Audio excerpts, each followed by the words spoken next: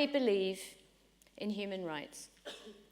I believe in fundamental rights and freedoms, core values that bind the entire human family together, and which form the only truly universal language on earth, except, sadly perhaps, and too often, except for war.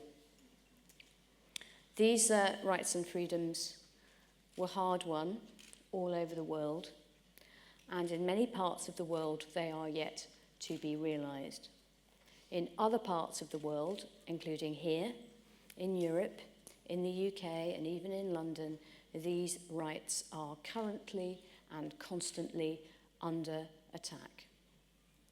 But they were agreed by a previous generation, not naive 1960s hippies or pantalooned 19th century people, but people who had lived through the horrors and the terrors of the Holocaust and the Blitz, the horrors of World War II.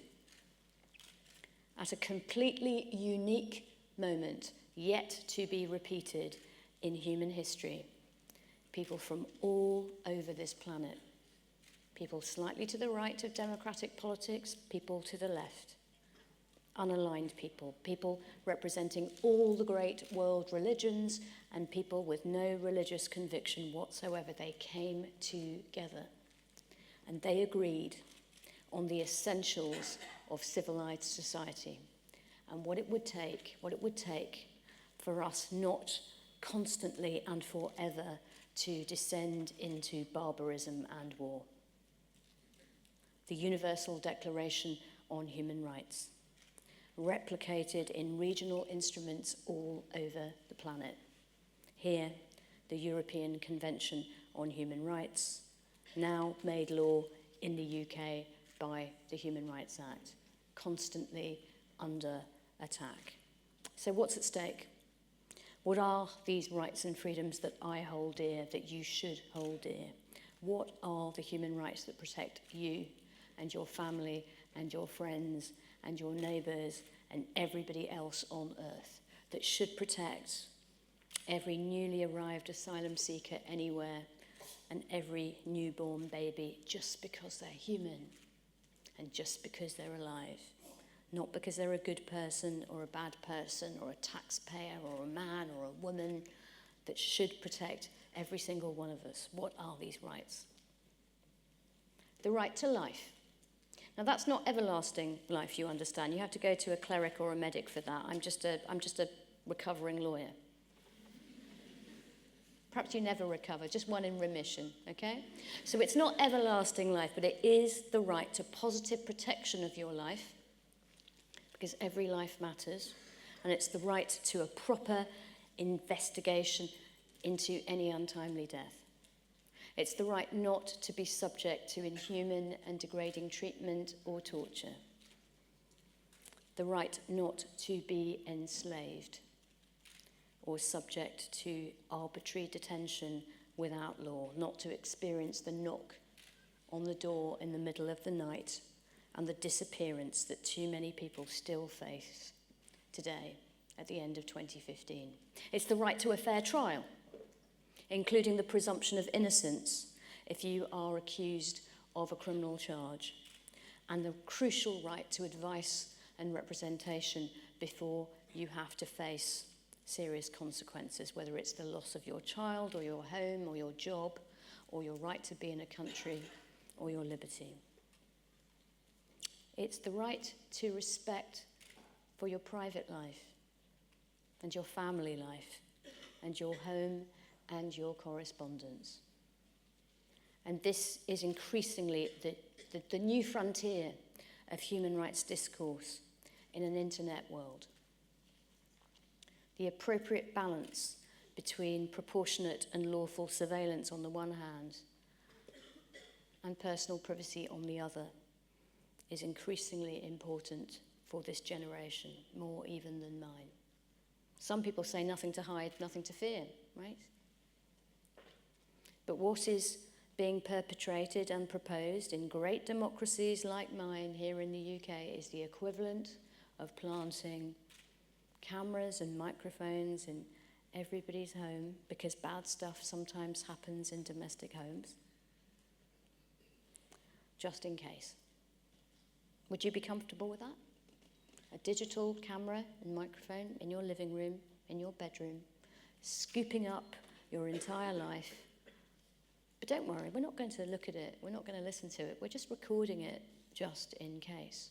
And if after the event someone makes a complaint about you, or if our new computers with their random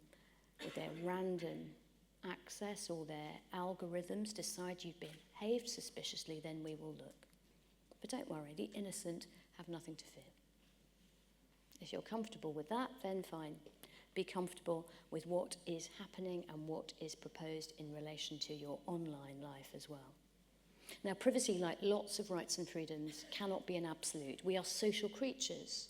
The moment we come together in family units, in social units, political, religious community, let alone great democracies and nations, we have to compromise. We have to give up some of our privacy for security and community and the economy and healthcare and so on. But on the other hand, with no privacy at all, if you live in the goldfish bowl, my friends, that is a life without intimacy or dignity or trust between us. And it's also a life with no other rights and freedoms that are so interconnected. How can you have fair elections without a secret ballot? How can you have your healthcare and advice without medical confidentiality, or a fair trial without confidential counsel, and so on and so on? And then there is the all-important right to freedom of thought, conscience, and religion. That's the right to the faith of your choice, the right to no faith, and perhaps most importantly of all, in the early part of the 21st century, it is the right to be a heretic in any faith community. The woman who wants to be a bishop, the Muslim man who is gay, any heretic who is prepared to start a debate within a great old faith system that would otherwise ossify. Then there is the right to free speech and expression. I'm exercising it right here. So important to protecting all of our rights and freedoms and to keeping democracy free. It's a right, I'm afraid, sometimes to offend, but a right is not a duty. I could stand here right now and be rude and aggressive and insulting, and I don't think I should be arrested for it, but I suspect I wouldn't be invited back. Then there's freedom of association, and the most important human right of all. I wonder if you can guess what that is. Well, in my opinion, it is the right to equal treatment under the law. We lawyers call it non-discrimination. Translated into human, it's empathy. Treating other people as you'd like to be treated yourself, walking around in someone else's shoes, etc. You find the germ of this idea in every great civilization and tradition on earth. Why is this the most important? Why is equal treatment more important in my view than torture and slavery and free speech? Because if we practiced empathy, there would be no torture or slavery or incarceration without charge or trial, or undue interferences with speech and conscience and so on. Because whatever they say, whatever powerful interests and bigots and hateful people tell you, they all love human rights, their own. Yeah? We all love human rights, our own and those of our family and friends and people that we identify with. It's other people's rights that are a bit of a problem.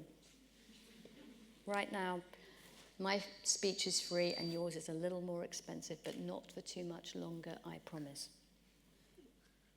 So this is what's at stake in Britain, in Europe, and all over the world in the early part of the 21st century. Which of these rights and freedoms would you give up? Which of these is trivial, unnecessary, superfluous?